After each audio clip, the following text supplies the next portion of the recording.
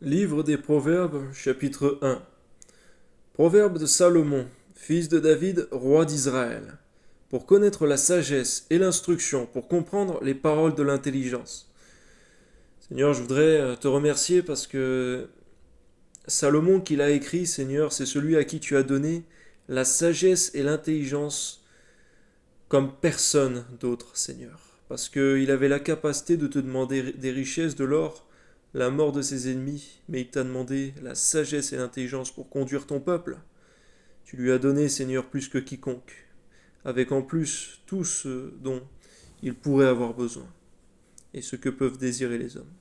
À toi seul soit la gloire, Seigneur mon Dieu. Permets-nous de tirer instruction des proverbes qui émanent, Seigneur, de la crainte de Dieu, de la sagesse. À toi soit la gloire, Seigneur, au nom de Jésus. Amen.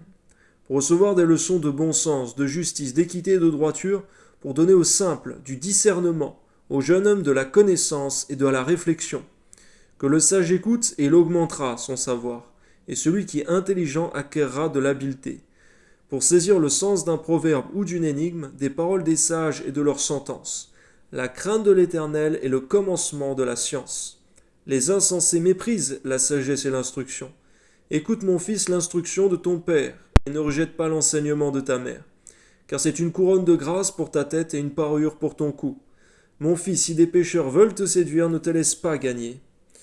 S'ils disent viens avec nous, dressons des embûches, versons du sang, tendons des pièges à celui qui se repose en vain sur son innocence, engloutissons-les tout vifs, comme le séjour des morts, et tout entiers comme ceux qui descendent dans la fosse.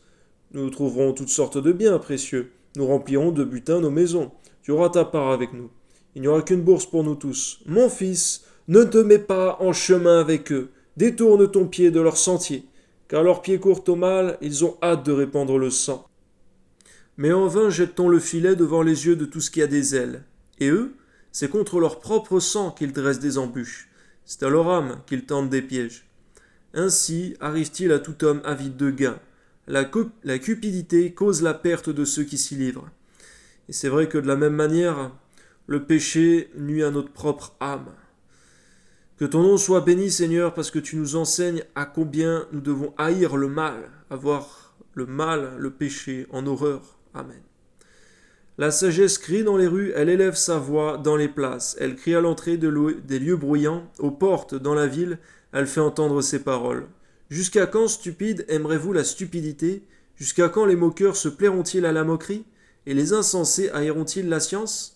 Tournez-vous pour écouter mes réprimandes, voici.